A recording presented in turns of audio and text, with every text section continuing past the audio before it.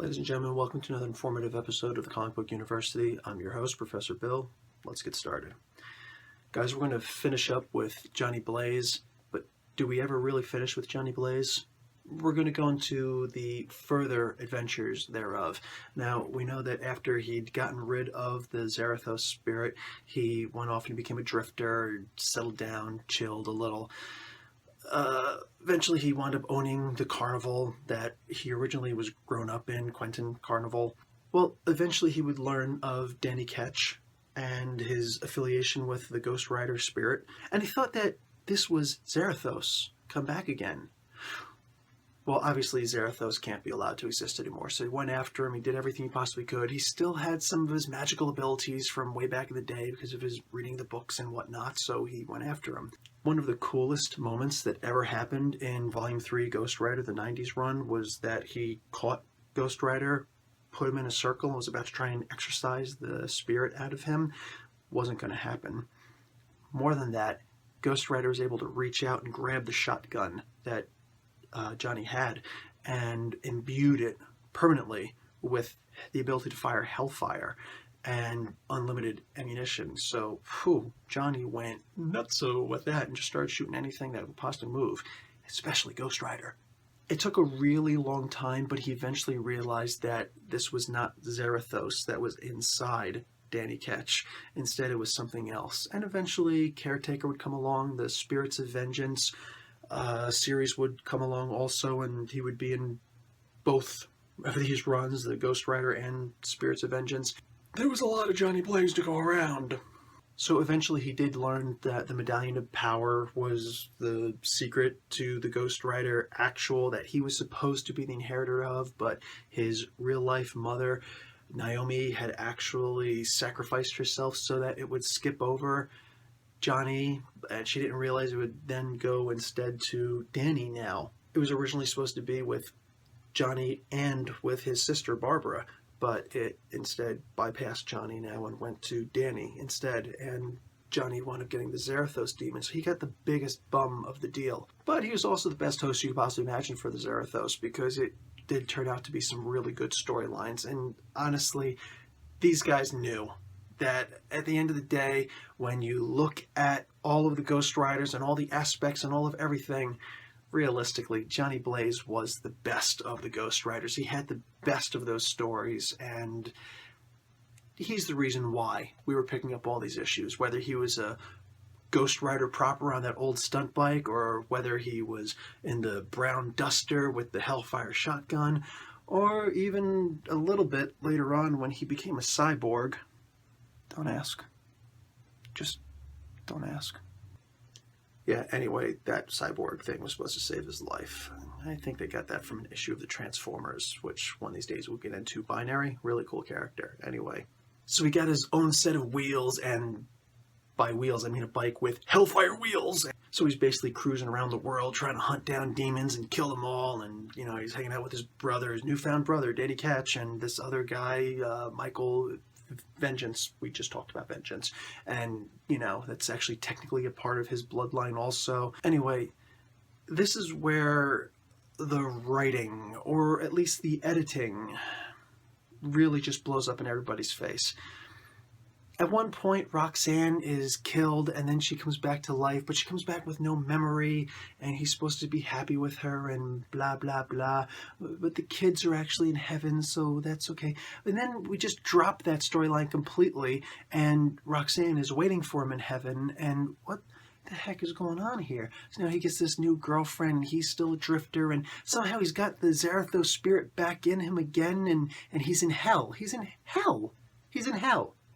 And he's trying to get out of hell, and eventually he does get out of hell, but he gets out of hell because Mephisto himself takes both of them out of hell. He's like a vessel. Now in this really weird storyline, Satan, when he comes out of hell, decides that his spirit has to go into 666 recently deceased people, and all of these people had to be killed again.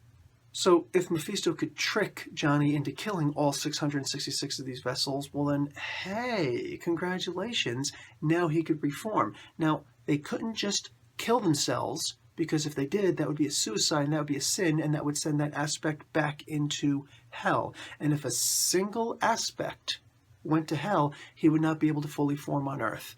Now, the thing about it is, I mentioned it last episode, last class, where we talked about suicide as the worst possible sin that you could make in the Ghost Rider mythos. This is really where that comes from. Make no mistake, it comes up a lot, but this was the crux of it. If he killed himself, then he would be damned and he would go to hell. Okay, this is Satan. He's damned to begin with. 2, the things that he did, kidnapping members of the family that he was a part of before he became Mephisto, and killing people and doing all sorts of crimes. No, those aren't sins, apparently. Those won't get you thrown back into hell. Only committing suicide will get him thrown back into hell. That will damn that aspect. That makes no sense. That makes no sense at all. Anyway, through constant rehashings and retellings, not even retellings, just really dropping storylines and then saying, okay, now we're going to pick up from here. Well, what about that loose end? No, it's not a loose end. It just ended. Eventually, Johnny gets back into the Earth realm, and Johnny still has the Zarathos demon about him, and he goes off and he gets rid of it at one point, but no, scrap that storyline. He's actually still got it, and he's just really going to wander the earth and be the hand of God to handle corruption all over the place. Yeah. Aside from all of the dropped storylines and nonsense like that, the stories that they did tell with Johnny actually had a good amount of heart in them, and they made you realize that this was a character that was worth following, and we loved following Johnny in these stories. Even when his brother went nutso and started going around and killing all of the different Ghost Riders all throughout the world, yeah, there were Ghost Riders all over the world. Johnny went after him to try and stop him, kind of succeeded, and was able to thwart the machinations of these 2 angels, one that was in heaven, one that was in hell, and they were colluding with each other because it turned out that they were also brothers. Was their mother named Martha? And eventually restored God's power so that he was in charge of heaven again. Not much of a god. Not much of a god. No, seriously, like, you can think about why people would start worshiping Thor at that point, because at least Thor came down with his hammer and started kicking some serious butt all over the place. I mean, what has this god done? He lost control of heaven. Psst. I mean, in the Constantine storylines over in DC, like, God was a dog. He was a dog. You go up and you, like, pet God, and, like, you know, kiss his name backwards. Kind of like a satanic kind of thing. I mean, even that in some ways made more sense because he's man's best friend, I guess. But here we have a god who just, he gets butt kicked by his own creation. Everybody is forced to retake their theology class. Automatic fail. Anyway, this is where eventually he will meet up with Alejandra. And Alejandra is a Nicaraguan girl who winds up getting the aspect of the Ghost Rider from Johnny because he decided to give it up. Give up the Ghost Rider, that is. And we'll discuss that next class, because this one is dismissed.